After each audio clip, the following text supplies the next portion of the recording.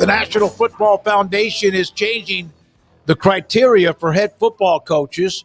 A lot of the criteria stays the same, but the winning percentage does not have to be 60% or better. It's at 595, and that, of course, has brought in the conversation, and it was already there with Mike Leach, who has coached throughout the country, the late Mike Leach, who we miss dearly. Hal Mumme, the great Hal Mumme, who is as much involved in what we see and what we have seen with the air raid offense, joins us, who knows Mike Leach or knew him so well. Coach, thank you very much. Great to have you. It's an honor to have you on the show. So, well, I appreciate it. Yeah, well, it is, and we appreciate you. Your thoughts about this, the criteria dropping, and how miserable it would have been for Mike Leach to, on a technicality, basically never be introduced or inducted into the Hall of Fame. Well, I think they box themselves in on who they can induct because they pick some arbitrary number on wins. I mean, Howard Snellenberger's not in there either. Neither is Bill Yeoman. So, I mean, they don't qualify either. But Johnny Majors does it. Yeah, Jackie Sherrill. There you go. I mean, they've boxed themselves in because of an arbitrary number. I think they're smart for getting rid of it. I wish they had not changed it to 0.595 or whatever. I think they just boxed themselves in again. Coach, you discovered Mike Leach. You were there at the beginning of all of it. What did you first notice about him when it came to his football mind and his creativity and his adaptability to taking an offense that you had started to build and then adding his own flair to it? Well, Mike doesn't get enough credit. He and I, when we were at Iowa Wesleyan together, I handled the quarterbacks and receivers, and he did the O-line. And so we were basically a two-man team there. We had some other coaches that helped us, but we were the brain trust.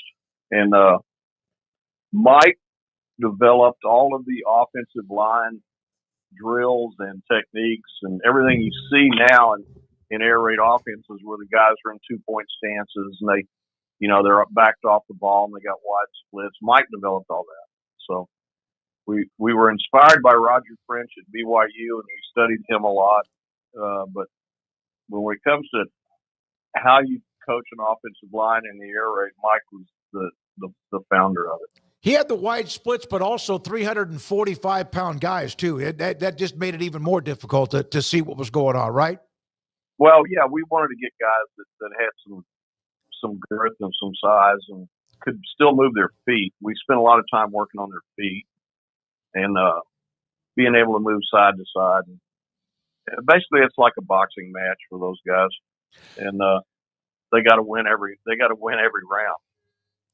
How, when you started this offense, and you mentioned obviously the role that BYU, and then also with Mike in tandem, was there a time when you're kind of looking at this and you're like, "Damn, this is new. This is something we need to try"? What was that like when you all that came together? Well, it started at Copper's Cove in 1986, mm-hmm.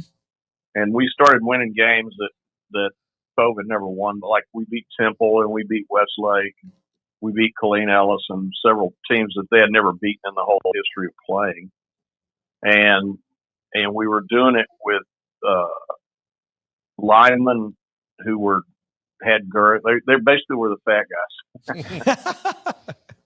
But we taught them to jump rope and do wall sits and lift weights and get in shape, and it turned out pretty good for us. So when I went to Iowa Wesleyan, I was happy to do that because now we could go recruit the guys to play in the O-line instead of having to just right guys out of the hallways.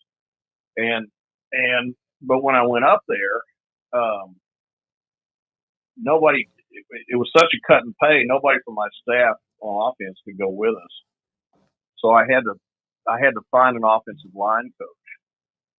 And in 1988, if you said to any self-respecting line coach that we're going to play out of a 2-point stance, throw the ball 50 times a game, and I want you backed off the ball, and I want you to have real big splits. Before you finish that paragraph, they'd walk out of the room.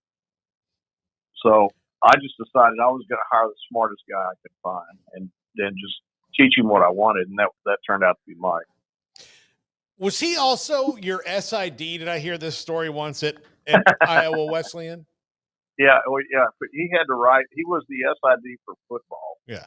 In other words, his job was to write up the articles after we played and try to get us in Iowa. The big thing is being in the Des Moines Register. If you can get in the Des Moines Register, you are somebody. It's like the famous scene in The Jerk where Steve Martin reads his name in the phone book, and runs around shouting, "I am somebody." That was the way it was at Wesley. Just trying to get in the Des Moines Register was a real challenge for us. But Mike did a wonderful job. He wrote great stories, and he reached out to young sports guys like Dennis Dodd with CBS Sportsline, people like that, and made friends with them. And eventually they started writing about us.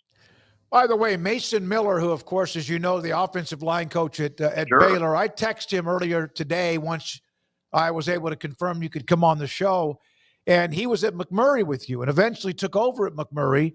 Yeah. I said, I've had you on, we've had you on other shows before, but I said, give me a nugget about Hal Mumme other than just the X's and O's. He goes, ask him about the time when Mike Leach got me in trouble for not being in class. The game-winning play right here in my hand. The spices dancing on my taste buds. The crispness is unreal. The crunch giving away to that tender, succulent meat. The magical wood-fired flavor from the Pit Boss. It's like a celebration of barbecue in my mouth. A touchdown of taste. A championship of flavor. It's a symphony of taste and texture. Touchdown! The ultimate game day feast. Only on Pit Boss. Well, Mason's dad worked at the Pentagon and was an ex-Marine who he's one of those guys crawling through the jungles in Vietnam with a knife in his teeth. And so fairly tough guy. So when Mason decided to come to Valdosta, his dad made me promise that I would, he didn't care how much he played. He just wanted to make sure he got his degree. Well, so I'd made it a point to keep up with Mason's grades.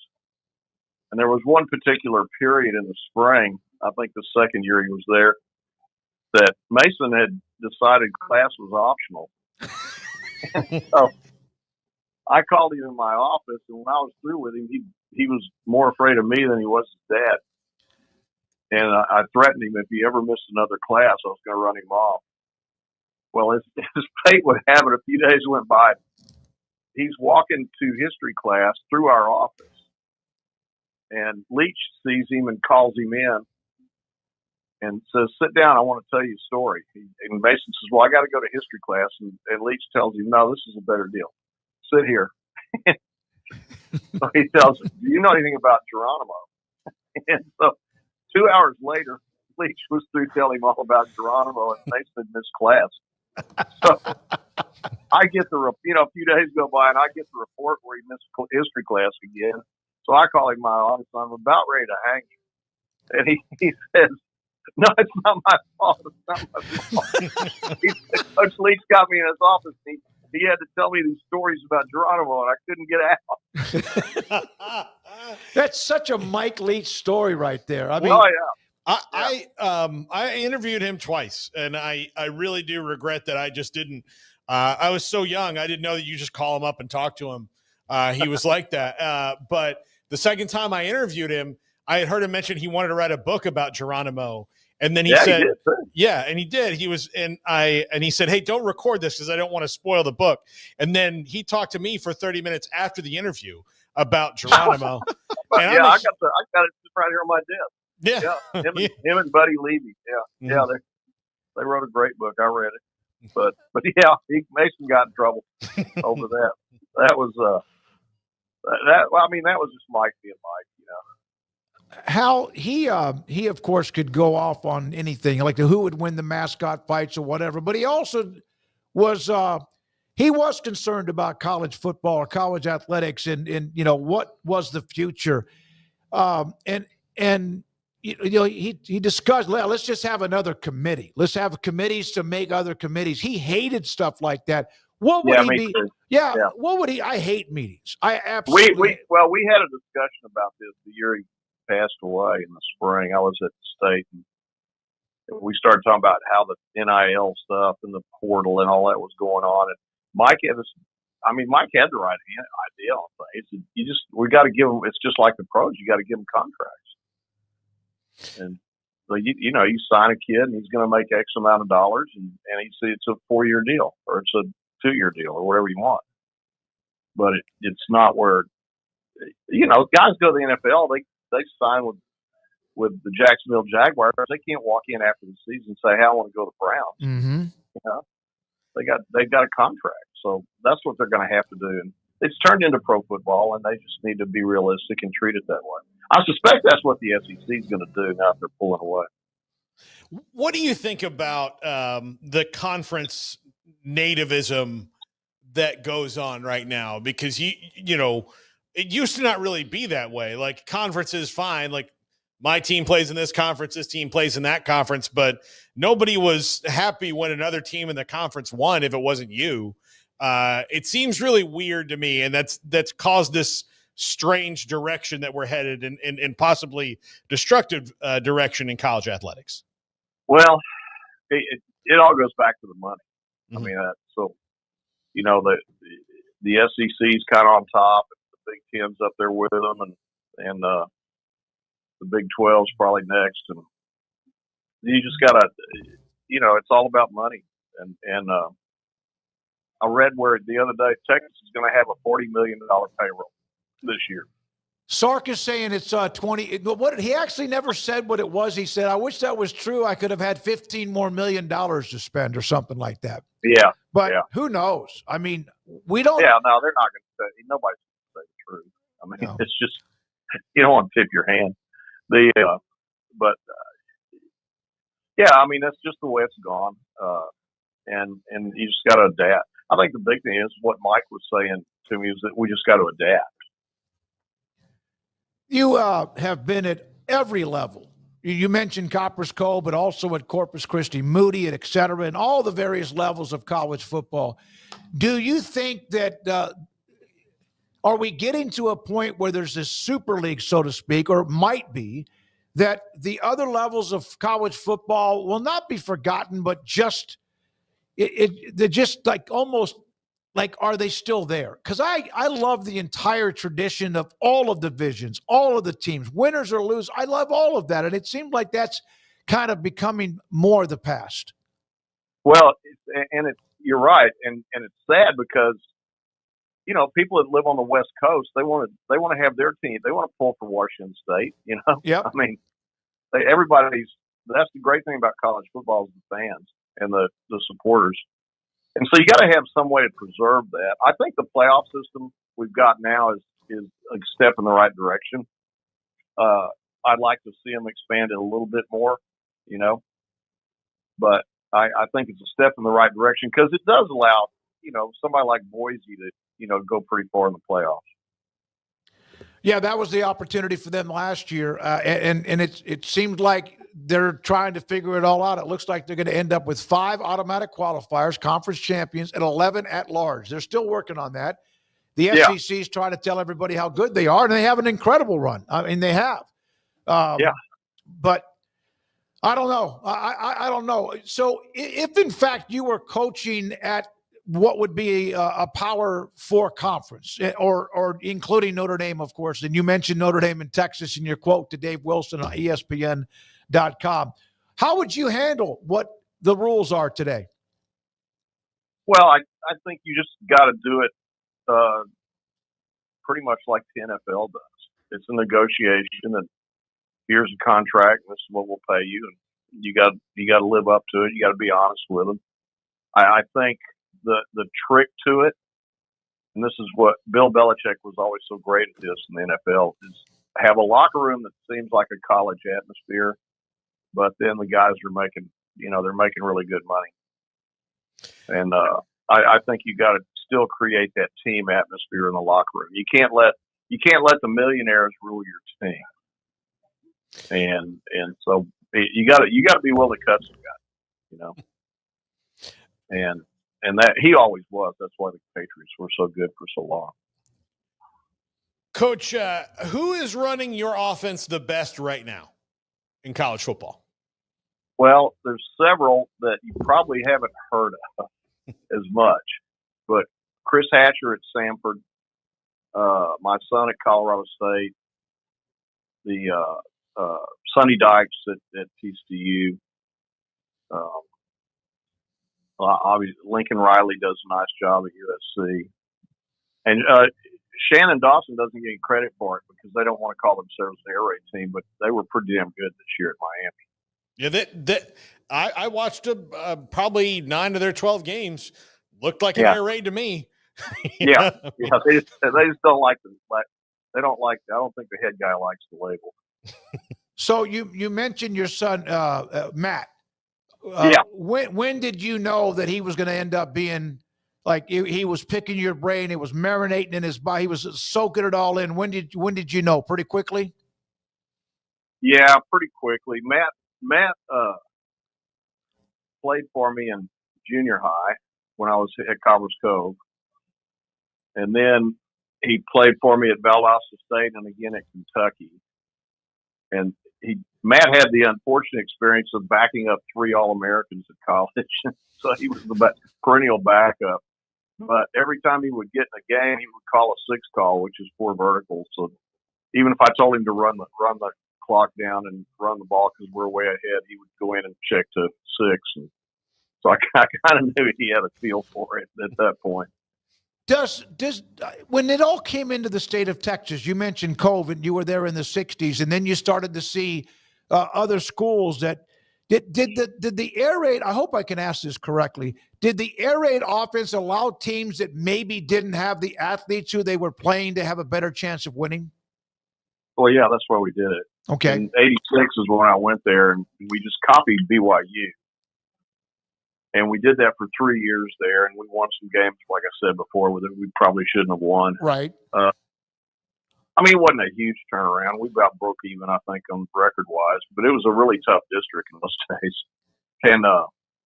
And then I went to Iowa Wesleyan, where they hadn't won a game in 2 years, and we managed to recruit the right players, and we won 7 the first year and 8 the second year. We went to 2 little bowl games, and our last year it really came to fruition. That's when what people know as air raid.